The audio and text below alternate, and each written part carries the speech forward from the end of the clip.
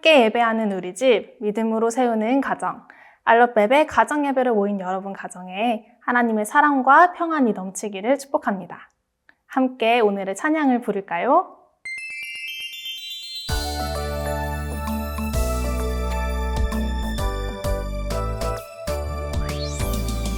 예수님의 사랑 신기하고 놀라워 예수님의 사랑 신기하고 놀라워 예수님의 사랑 신기하고 놀라워 복 크신 사랑 하늘 그보다 높고 바다 그보다 깊고 우주 그보다 넓은 복 크신 사랑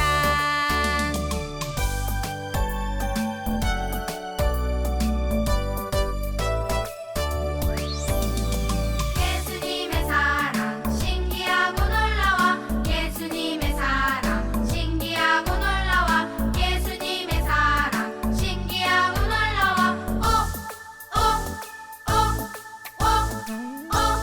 크신 사랑 하늘 그보다 높고 바다 그보다 깊고 우주 그보다 넓은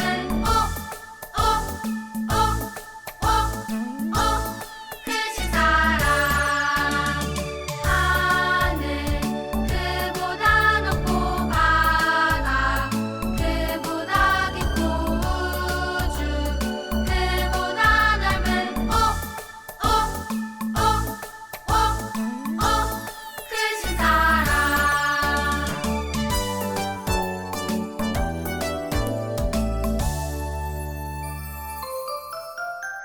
오늘 함께 볼 하나님 말씀이에요. 내가 주께 범죄하지 아니하려 하여 주의 말씀을 내 마음에 두었나이다. 시편 119편 11절 말씀. 아멘. 여러분, 집에 가다가 이 길이 아닌데? 라고 생각한 적 있나요? 여러분, 이렇게 잘못된 길을 들었을 때 어떻게 해야 할까요? 맞아요. 원래 길로 돌아와야 하죠. 사람들에게 그렇게 해야 한다고 옛날 이스라엘에서 말하는 한 사람이 있었어요. 그 사람의 이름은 바로 요한이었어요. 회개하라! 천국이 가까이 왔느니라! 요한은 요단강 근처에서 사람들에게 이렇게 외치고 다녔어요. 우리도 함께 외쳐볼까요? 회개하라! 천국이 가까이 왔느니라! 맞아요. 여러분, 회개하라는 것은 더 이상 죄를 짓지 않고 하나님께 돌아오라는 말이에요. 그래서 이 말을 듣고 그렇게 하기로 결심한 사람들은 요단강에서 요한에게 세례를 받았어요. 그래서 사람들은 요한을 세례 요한이라고 부르기도 했어요. 하나님은 요한을 통해 다른 사람들이 예수님을 만나도록 준비하게 하셨어요. 그리고 어느 날 요한에게 예수님께서 세례를 받으려고 찾아오셨어요.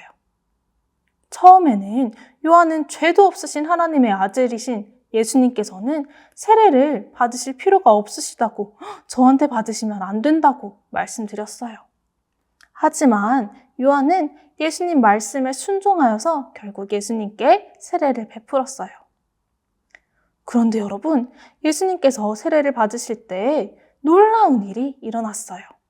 세례를 위해 요단강 물속에 들어갔다가 예수님께서 나오셨을 때 성령이 비둘기같이 예수님께 오셨어요. 그리고 하늘로부터 이는 내 사랑하는 아들이요 기뻐하는 자라 라고 말하는 하나님의 목소리가 들려왔어요. 예수님이 하나님의 아들이신 것을 사람들 모두에게 보여주신 거예요. 예수님은 세례를 받으시고 바로 40일을 아무것도 먹지 않는 그리고 기도를 하는 금식을 하셨어요.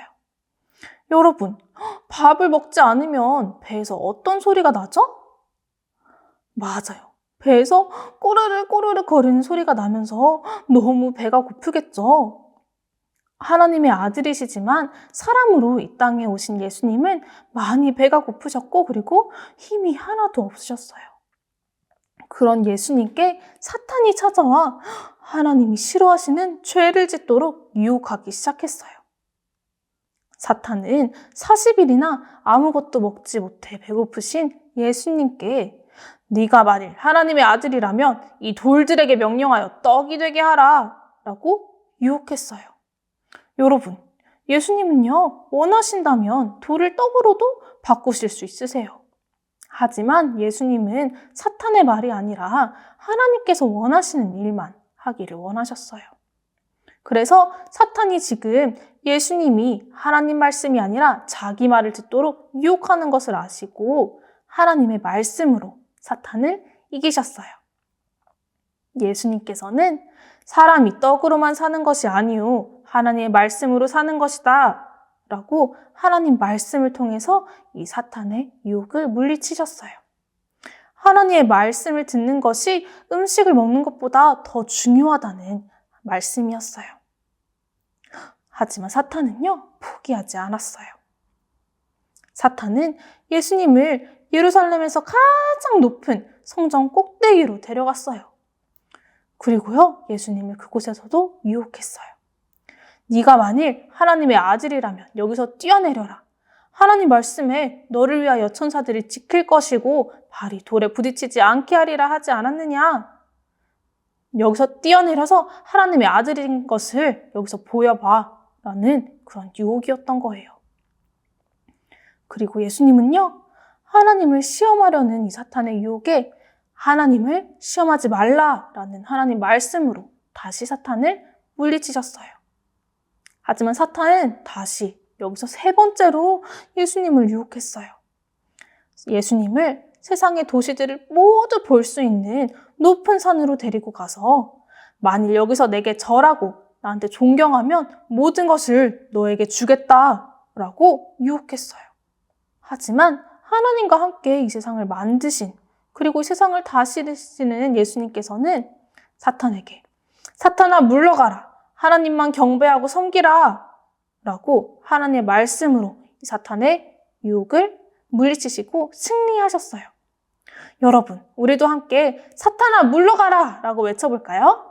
하나, 둘, 셋. 사탄아 물러가라. 맞아요. 여러분, 사탄이 유혹할 때 여러분도 예수님처럼 사탄아 물러가라 라고 외칠 수 있어요. 여러분이 예수님을 믿는 하나님의 자녀라면 사탄이 이렇게 해봐 라고 하는 그 유혹에 하나님의 말씀으로 시험을 이길 수 있어요. 사탄은 여러분을 어떻게 유혹할까요? 간식을 엄마 아빠 몰래 먹었을 때 너 이거 들키면 혼난다? 너가 먹은 거 아니라고 거짓말해 라고 유혹할 수도 있어요. 그리고 어떤 친구에게 여러분이 화가 났을 때 저 애가 너 짜증나게 하지? 저리 가라고 밀어버리자 라고 여러분 마음에 유혹할 수도 있어요. 그럼 그때 여러분은 어떻게 해야 할까요? 여러분이 성경 말씀, 하나님의 말씀을 기억하고 있으면 하나님께서는 그 말씀을 통해서 여러분이 사탄의 유혹에 넘어가지 않을 수 있도록 도와주실 거예요. 그때 하나님의 말씀에 예 라고 말하고 사탄에게는 안 돼 라고 말하세요. 사탄이 주는 나쁜 마음들에 안 돼, 난 그렇게 하지 않을 거야 라고 말할 수 있어요. 그리고 여러분, 하나님의 말씀에 순종할 수 있어요. 사탄이 주는 나쁜 마음, 거짓말하고 싶은 마음 아니면 친구들에게 화내고 싶은 마음대로 하는 것이 아니라요. 하나님께서 말씀하신 대로 거짓말하지 않고 그리고 친구들을 사랑하는 것. 그렇게 하나님의 말씀대로 할 수 있어요. 하나님의 말씀으로 우리는 사탄을 이길 수 있어요. 예수님도요, 하나님의 말씀으로 사탄을 이기셨어요. 결국 예수님을 유혹하지 못한다는 것을 안 사탄은 예수님을 떠나갔어요. 그리고 사탄이 예수님을 떠나자 천사들이 나타나 하나님의 아들이신 예수님을 섬겼어요. 예수님을 믿는 우리는 그럼 이번 주에 사탄의 유혹이 있을 때 어떻게 해야 할까요? 첫 번째, 바로 사탄에게 안 돼! 라고 말하세요. 그리고 두 번째, 하나님의 말씀을 기억하고 그 말씀대로 순종하세요. 이번 한 주도 사탄의 유혹을 이기고 하나님의 말씀에 순종하는 여러분 가정 되길 소망합니다. 우리는 다음 가정 예배에서 다시 만나요. 안녕. 가족들과 함께 나눔 질문을 나누는 시간 가지도록 하겠습니다. 첫 번째, 예수님은 누구신가요? 두 번째, 40일 동안 금식하며 기도하신 예수님 앞에 누가 나타났나요? 세 번째, 사탄이 유혹할 때 예수님은 어떻게 하셨나요? 네 번째, 사탄은 우리도 유혹하려고 해요. 그럼 우리는 어떻게 해야 할까요?